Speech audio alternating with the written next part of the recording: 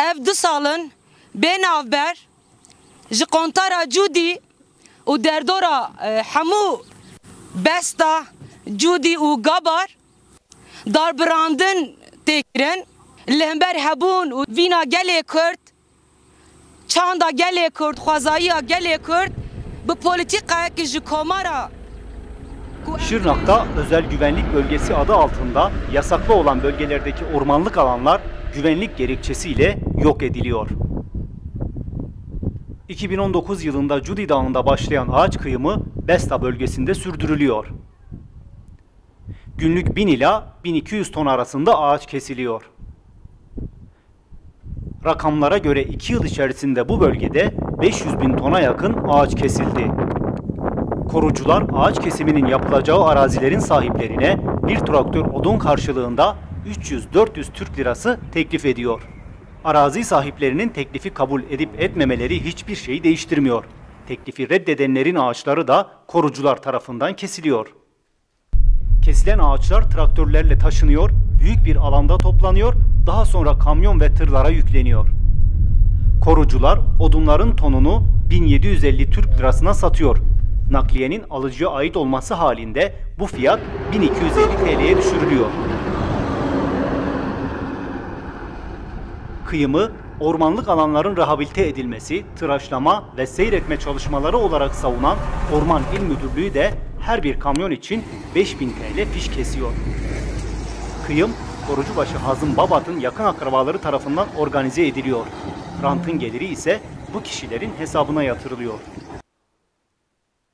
Şanlıurfa Orman Bölge Müdürlüğü'nün verilerine göre Şubat 2021, Eylül 2021 tarihleri arasında Şırnak'ta orman alanlarında %8'lik bir küçülme oldu. Aslında bu doğa kıyımı her ne kadar son dönemlerde çok kamuoyunun bilgisine yansımış ise de esasında bizim 2 yıllık buna ilişkin bir mücadelemiz var. Yani ilk başta biz aslında seçilir seçilmez buna dair özellikle maden ocaklarının doğada yaratmış olduğu tahribata ilişkin biz bir çalışma yürüttük ve bir raporlama çalışmasını biz kamuoyuna duyurmuştuk. Yani oradaki maden ocaklarının bölgedeki doğaya, ekolojiye, bölgede onlarca köyü besleyen akarsuya, Nerdüş çayına vermiş olduğu tahribata ilişkin biz kapsamlı bir çalışma yürütmüştük. Bu çalışmanın neticesinde de işte ilgili yerlere suç duyurularında bulunmak, idari başvurular yapmaya ilişkin çeşitli farklı girişimlerde bulunmuştuk ve kamuoyunu bu konuda duyarlı olmaya çağırmıştık. Aslında yoğunlaşmamızı özellikle bu maden ocaklarının vermiş olduğu tahribata ilişkin bir yoğunlaşma yaratmışken ondan sonra özellikle aslında 30-40 yıldan beridir bölgedeki özellikle Şırnak bölgesindeki ağaç talanı, ağaç katliamı son dönemde artmasıyla beraber ciddi anlamda biz artık buna yöneldik ve buna ilişkin çalışmalar yaptık. Tabii bu çalışmaları yürütürken maalesef çoğu zaman zorlandık. Şu anlamda yani biz resmi mercilerden, baromuz adına bir sivil toplum örgütü olarak yapmış olduğumuz başvurulardan hiçbir şekilde sonuç alamadık. Yani gerek yazılı gerekse sözlü hani görüşme noktasında yapmış olduğumuz taleplere hiçbir şekilde cevap verilmiyor. Biz de aslında biraz da o alana yoğunlaştık. Özellikle bu orman tahribatının artık had safhaya ulaşması, çok pervasızca yapılması, yasada, orman kanunundaki orman kanunu aslında çok ilerici bir yasa. Yani kesilen ormanların yerine yeni ağaçların eklenmesi, fidanların dikilmesi, o bölgenin rehabilite edilmesi tarzında bir yasal zorunluluk var. Fakat bu yasal sürecin hiçbir şekilde uyulmadan pervasız bir şekilde bölgedeki kimi güç odaklarıyla beraber bölgede ciddi anlamda bir orman kıyımının yaşandığını biz tespit ettik. Bu sonrasında işte suç duyurularında bulunduk, idari başvurular yaptık ve buna ilişkin aslında bu alanda özellikle doğa alanda, ekoloji alanında bölgenin habitatının bu anlamda bozulmaması için faaliyet yürüten yani tüm Türkiye genelinde hatta ulusal ve uluslararası alanda faaliyet yürüten kurumlarla biz irtibata geçtik. Yazılı başvurularda bulunduk ve çoğu kurumda maalesef bugüne kadar herhangi bir dönüş alamadık. Hepinizin de bildiği gibi aslında basına da yansıdı o süreç. Greenpeace'in bize vermiş olduğu bir cevap vardı. Bizim ilgi alanımız dışındadır. Tabii bu bizi açıkçası demoralize etti. Şu anlamda demoralize etti. Yani ülkenin belli bir yerinde ciddi anlamda herhangi bir ağaç katliamı, kıyımı söz konusu olduğu zaman gelişen tepki maalesef Şırnak bölgesinde olunca veya Şırnak bölgesindeki bir sivil toplum örgütünden bu çağrı gelince maalesef gözler kör, kulaklar sağır olabiliyor.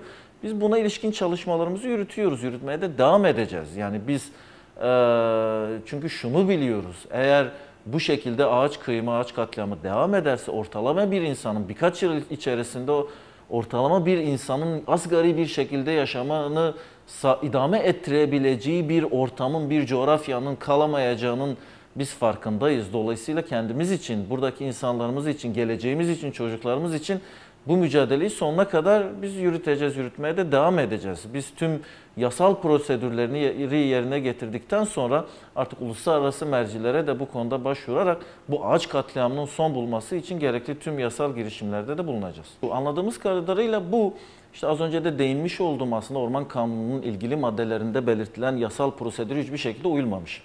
Herhangi bir ihaleye verilmemiş. Yani o bölgedeki güç odakları tarafından ve bizce bu işin yürütücüsü olan bir takım kesimlerle beraber ortaklaşa bir şekilde aslında güvenlik gerekçesiyle belli bir alan ağaçsız bırakılıyor. Belli noktalarda mesela şu da bize söylendi. Orası işte Şırnak-Van yolu yapılıyor. Şırnak-Van yolu için ağaçsızlandırma durumu söz konusu olabilir. Halbuki böyle bir durum da değil. Yani Şırnak-Van yolu üzerinde olmayan, Şırnak-Van yoluyla alakası olmayan kesimlerde de ciddi anlamda bu tarz ağaç kesimlerinin yapıldığı bize söylendi. Dolayısıyla herhangi bir prosedüre, usule, yasaya uyulmadığı için mesela belli bir bölgenin ağaçsızlandırılması istenmesine rağmen fakat biz bakıyoruz ki o coğrafyanın tümü, o bölgenin tümü birileri tarafından, bizce yerel, o bölgedeki yerel kimi güç odakları tarafından kesiliyor ve kesilmeye de devam ediliyor.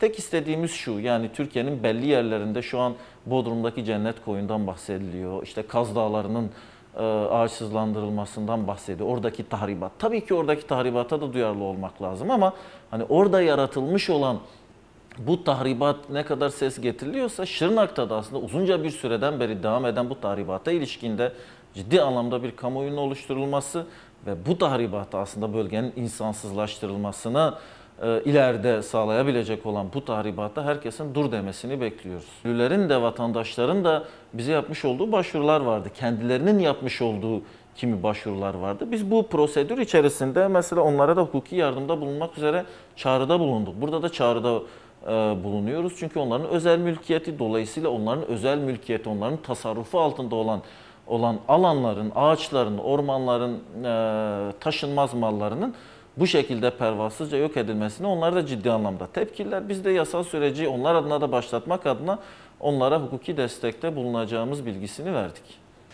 مبری دار جیلا باتی دانی جه بورسای چنقل جوای لانا دانی دار بابو زفت گران دبولمه اوا امنا جیلا شرناق دا داراتینن پشکی uyğuna fiyatına ki nezike mesafe nezike uyğuna em ne 4 milyar و 600 750 dikirin 4 milyar و 200 oduna difroşuna vra 65 esnafana Livra am dedina fırına, am dedina mala, sabah mala, am dedina gunda, gund tendibin. Roje çend ton? Roje 10 ton, 15 ton, 5 ton, ana göre satışıya. Mesela bir işi karında müşteriye kapırın, roy 10-15 tona difroşun. Laciye, aliye Şırnak'ı roy 20 araba vani tene vedarid, kevne vedarid. 15, 20, 10, 5, ana göre وستن هم چقای بفروشم و قاطی هم دقازن جمرات چیز. اوانا لوی دریل گندا devlet kesim edildi. Kesim de edildi. Devlet %60'ı dedi ona %40'ı kararad ki berin vurgani bu. Ne ama %20'ye kadar zanar rad ki %80'i dediye gundiya. Gundiş karar kutken.